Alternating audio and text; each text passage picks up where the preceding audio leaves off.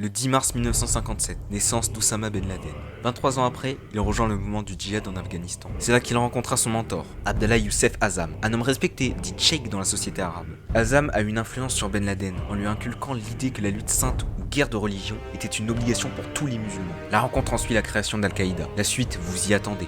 Attentat du World Trade Center à Manhattan et d'autres endroits en Amérique. Oussama Ben Laden est devenu l'ennemi numéro 1 de la liste des Américains. Pas de chance, il a été rattrapé et tué par les forces spéciales américaines le 2 mai 2011. Mais malheureusement a laissé une vague d'extrémisme en devenant un symbole du terrorisme islamiste. Daesh, utilisé par les ennemis ou l'État islamique en arabe, est un groupe terroriste qui prit le pouvoir en Irak en profitant du chaos et de la confusion. Poussé par une vie misérable, une grande qualité pour être influençable et une grande foi, plusieurs groupes se sont formés dans énormément de pays, notamment en France.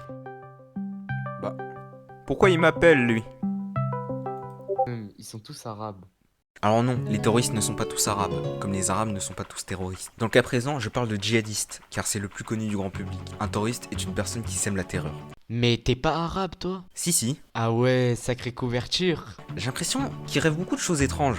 Oussama veut mourir et me convaincre d'embarquer avec lui. Bon bah frère, je vais faire un truc de ouf là.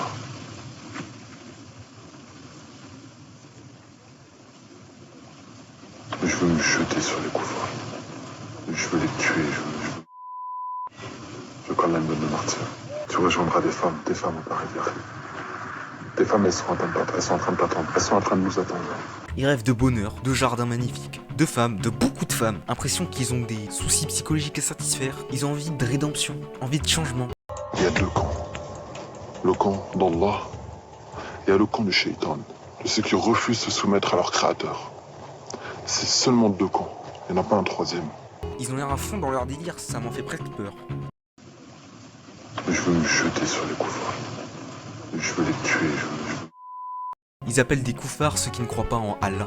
En français, on peut dire mécréants. Certes, ces événements ont l'air pas très récents et on pense que ça s'est calmé, mais des actes terroristes ont encore lieu de nos jours. De décembre 2023, un touriste allemand a été tué à Paris. Le 13 octobre 2023, Dominique Bernard, tué à Arras par un jeune radicalisé. Ou encore le 16 octobre 2020, avec Samuel Paty. Samuel Paty a été cible suite à un mensonge d'une enfant qui a accusé le professeur d'avoir montré des caricatures offensantes lors d'un cours sur la liberté d'expression. Ce qui a déclenché une série d'événements tragiques menant à son assassinat. Et à Arras, un ancien élève de maintenant 20 ans a attaqué son ancien professeur de français, Dominique Bernard. Le terroriste le blessa avec 3 autres membres du personnel. Il a affirmé que l'attaque était bien planifiée et ciblait principalement son ancien professeur. De mon avis, il est crucial de bien éduquer les enfants sur les conséquences de leurs actes et sur la moralité de certaines actions. Ces événements montrent bien l'importance de l'éducation à la tolérance, au respect et à l'empathie dès le plus jeune âge. Ces incidents sont tragiques et choquants, mais il est important de ne pas laisser la peur nous dominer ou stigmatiser certains groupes de personnes en raison des actions de quelques individus. Il est essentiel qu'on se rappelle que la majorité des gens sont pacifiques et respectueux des autres, quelle que soit leur origine ou leur croyance. Peut-être qu'une solution pour arrêter ces stigmatisations